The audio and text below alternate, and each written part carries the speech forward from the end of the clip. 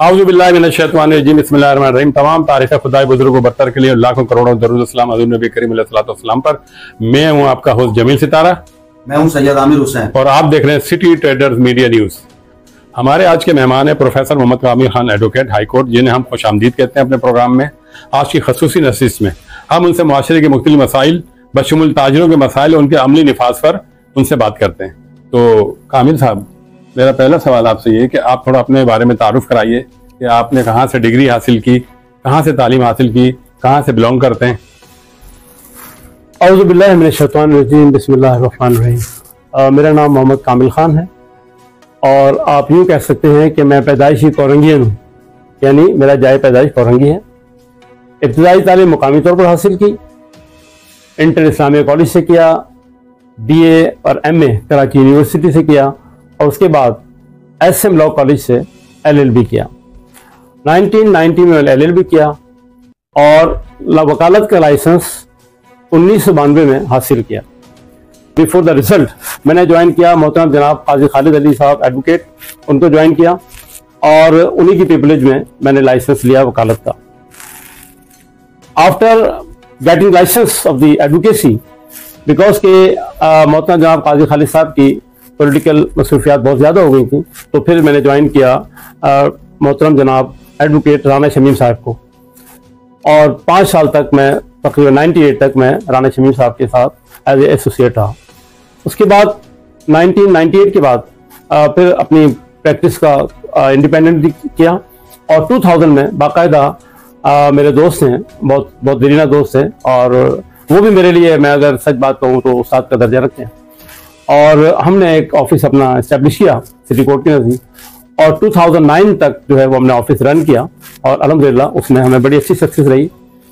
और in the mean while मैं 3 साल के लिए 2003, 4 और 5 में रजिस्ट्रार नॉमिनी कोऑपरेटिव सोसाइटी भी रहा।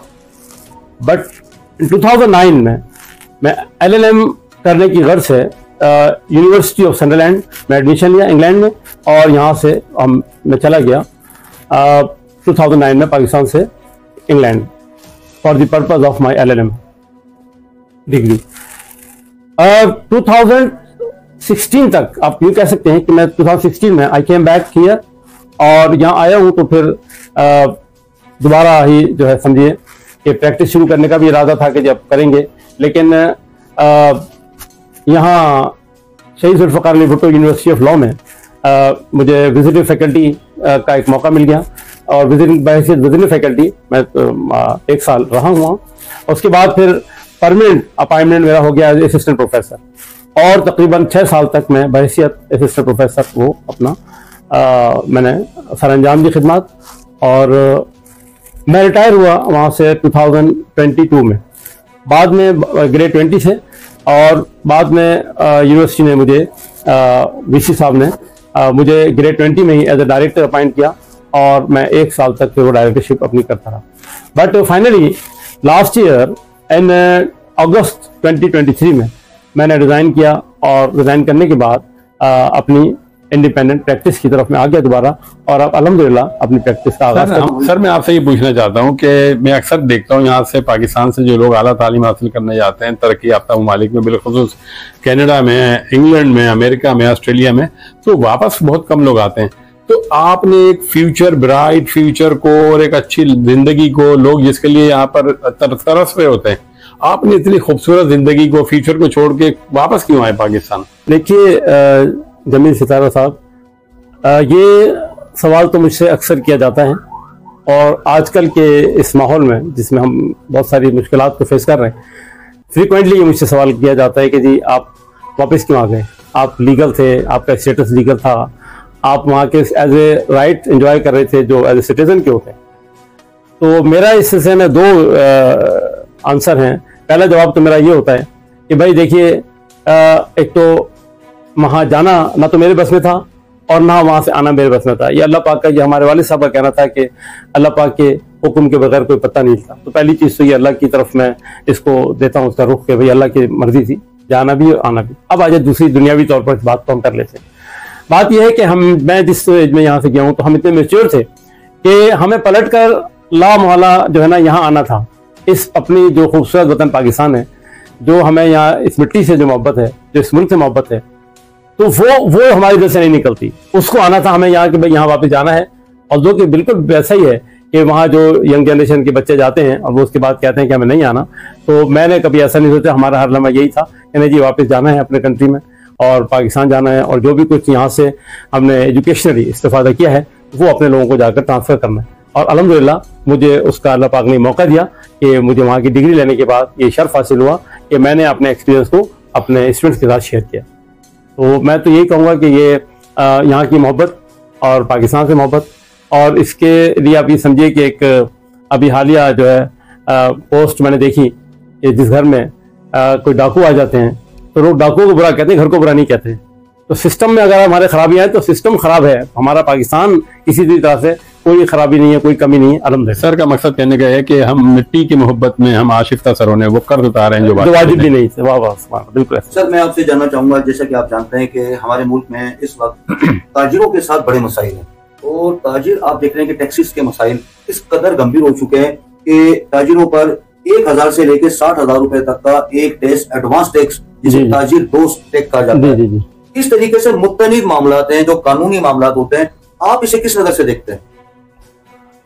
देखिए आमिर साहब, मसाइल तो मसाइल हैं। पहली बात तो ये, वो ख्वाह ताजिरों के मसाइल हों, कानून के मसाइल हों, अदलिया के मसाइल हों, पुलिस के मसाइल हों, या इस शहर में ऐसे मसाइल हों जिससे इंसानी जिंदगी को शदीद खतरात लायक है, मसाइल हैं।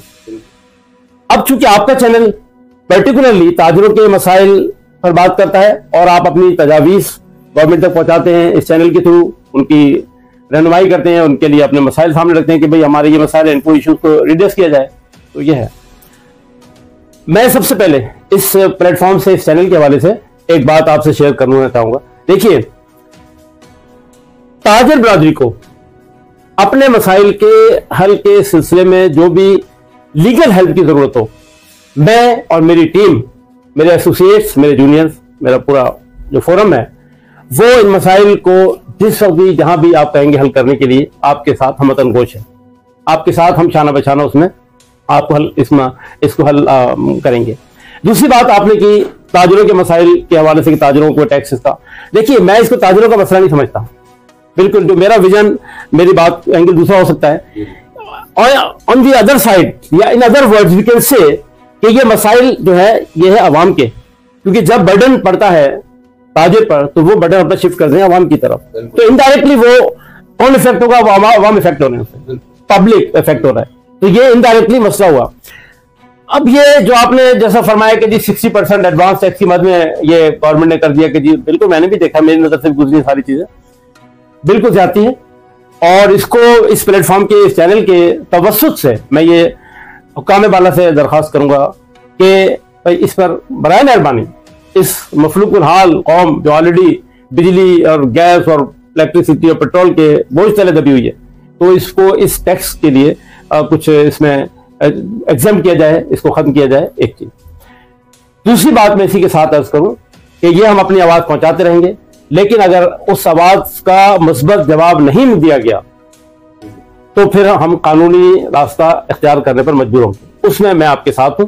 उसमें फिर हमें चाहे कॉन्स्टिट्यूशन पिटीशन का सहारा लेना पड़े और हम एक आईनी उसका रास्ता इख्तियार करें, कानूनी और आईनी रास्ता इख्तियार करेंगे सिर्फ इसको रिड्रेस करने के लिए। नाज़रीन, ये तो मैं कहूंगा कि ताजिरों के लिए ब्रेकिंग न्यूज है कि मुल्क के मारूफ कानूनदान एडवोकेट LLM इंग्लैंड वो आपके लिए, आपके शाना बशाना खड़े होने के लिए अपना प्लेटफॉर्म हाजिर कर रहे हैं और आपकी रहनुमाई के लिए हर वो मुमकिन खिदमत आपकी करने को तैयार है जिनसे आपके मसाइल हल हो सकें। सर मेरा आपसे ये सवाल है, आप कानून के तालिब इल्म हैं, और मैं आपसे ये सवाल इसलिए पूछना चाहता हूँ कि ये अवामी मसाइल का सवाल है। रोडों के ऊपर मेन होल खुले हुए हैं, जिसे मैं डेथ होल का भी नाम देता हूँ, और लोग बाइक पे जा रहे होते हैं, नजर नहीं आता, उसमें गिर जाते हैं, इंजर्ड हो जाते हैं, कुछ तो इसमें डेथ भी हो चुकी है, उसका पूरा घर उससे मुतासिर होता है। दूसरी बात है कि सर पब्लिक प्लेसेस पे लोग स्मोकिंग कर रहे होते हैं, तो और स्पीडिंग कर रहे होते, खूबसूरत मॉल बने हुए हैं माशाल्लाह कराची में, लोग इस पे जगह जगह स्पीडिंग कर रहे होते हैं। इस पे कानून कुछ नहीं कहता, इसके लिए कानून नहीं है क्या सर? ये एक सादा सा सवाल है लेकिन अवामी सवाल है। जी बहुत शुक्रिया जमील साहब। देखिए पहला जो आपका सवाल है कि ये मेन होल जो है ना डेथ होल का जो है वो सिंबल बन चुके हैं, तो ये बिल्कुल दुरुस्त है, ऐसा ही है। और बदकिस्मती से जो हमारे जिम्मेदार इदारे हैं पता नहीं वो कहाँ हैं, कहाँ सो रहे हैं। और मैं खुद पूरी कराची में घूमता हूँ, पूरी कराची में मुताद्दिद जगह पर आई माई सेल्फ जो है मैं पॉइंट आउट कर सकता हूँ वो जगह जहाँ पर ये देखिए मेन रोड है, बिल्कुल इतना वहाँ से ट्रैफिक रवानी है और वहाँ मेन रोड खुला हुआ है और आए दिन उसमें कुछ कीमती जानें ज़ाया होती हैं। तो ये तो हमारे जो इदारे हैं जिम्मेदार वो उस पर फिलफौर तवज्जो करें खुदा के वास्ते। ये सड़कें, ये जो अभी एक बच्ची जो स्कूटी चला रही थी, स्कूटी पर जिसका एक्सीडेंट हुआ बच्ची का, और वो सड़क खराब थी, वो वहाँ गिरी और टैंकर उसको उछलता वो चला गया। ये सबब था सड़क के खराब होने का। तो जहाँ ये है मेन होल का इशू है और दूसरा ये कि ये सड़कों का इशू है, तो ये जो हमारे जिम्मेदार इदारे हैं वो खुदारा इस पर कब कहाँ सो रहे हैं, कब तवज्जो देंगे और उनको फिलफौर तमाम दूसरी चीजों को रोक कर टॉप प्रायोरिटी पे इसको रिपेयर करना चाहिए, इसको रिजॉल्व करना चाहिए। स्मोकिंग सेकंड जो आपने बात की स्मोकिंग का, देखिए स्मोकिंग एक्ट बिल्कुल मौजूद है, लेकिन अब यहाँ जिम्मेदारी होती है हुकूमत की कि जो मुरव्वजा कवानीन है उसकी मुनासिब तरीके से तशहीर करे, पहले आवाम तक पहुंचाए। यहाँ जो स्मोकिंग करते हैं उनको पता ही नहीं है कि मैं अगर पब्लिक प्लेस पर स्मोकिंग कर रहा हूँ और मैं स्मोकिंग करके मैं किसी के मुंह पे धुआं छोड़ रहा हूँ, उसका स्मोक का कर रहा हूँ, तो उसको एहसास ही नहीं है। पहले तो उसकी अवेयरनेस है और उसकी अवेयरनेस देना हुकूमत का काम है कि उसको किस तरीके से एजुकेट करना है। भाई उसको जितने भी लॉज आते हैं सबसे पहले उनकी मुनासिब तशहीर होनी चाहिए, जो कि नहीं होती, तो इसलिए वो किसी को पता ही नहीं है। वो ख्वाह मैं तो ये यहाँ तजवीज़ देना चाहूँगा कि गाये बगाए जो ट्रैफिक रूल्स हैं, जो ट्रैफिक कवानीन हैं, इनको भी किसी चैनल पर किसी तरीके से और जो है इसको कम्युनिकेट किया जाए पब्लिक तक कि जी लोगों को मालूम हो सके कि भाई ये किस तरीके से जो है ना हमें ट्रैफिक रूल्स को फॉलो करना है। क्या हमारी जब हम गाड़ी लेकर घर से निकलते हैं तो हम पर क्या जिम्मेदारियां हम पर आयद हो जाती हैं, ये होना चाहिए। और जहां तक आपने कहा कि जी इसका स्मोकिंग एक्ट के हवाले से, ये बहुत सीरियस इशू है, बहुत सीरियस इशू है। अब बहुत छोटा लॉ है, देखिए ना। अब यहाँ से तो हम अगर चाहें स्मोकिंग एक्ट से लेकर हम किसी एक्सीसी प्रोग्राम में मैं आपको ये तजवीज़ भी दूंगा और मैं आपको खुद इस बात के लिए मैं कहूँगा कि इसको आप कीजिए कि जो अवाम के फंडामेंटल राइट्स हैं, जो बुनियादी हुकूक हैं, स्मोकिंग एक्ट से लेकर ट्रैफिक रूल से लेकर up to the constitution of Pakistan तक, कॉन्स्टिट्यूशन पाकिस्तान में जो राइट्स हैं उसके हुकूक व फराइज अवाम को अवाम नास तक पहुंचाएं लॉ, और वो लॉ उन तक कम्युनिकेट होना चाहिए। तो अभी आप देख रहे थे प्रोफेसर कामिल खान एडवोकेट LLM इंग्लैंड। अगर आपके भी कोई कानूनी मसाइल हैं जिनसे आप परेशान हैं तो आप अपने उस कानूनी मसाइल को कमेंट्स में लिखकर हमें इरसाल करें। हम इंशाल्लाह नेक्स्ट एपिसोड में उन कोई कानूनी हल आपको प्रोफेसर कामिल खान एडवोकेट LLM से मशवरा कर आपको बताएंगे। और जहां तक मुमकिन हो सका आपकी रहनुमाई के लिए हमारा प्लेटफॉर्म हाजिर है।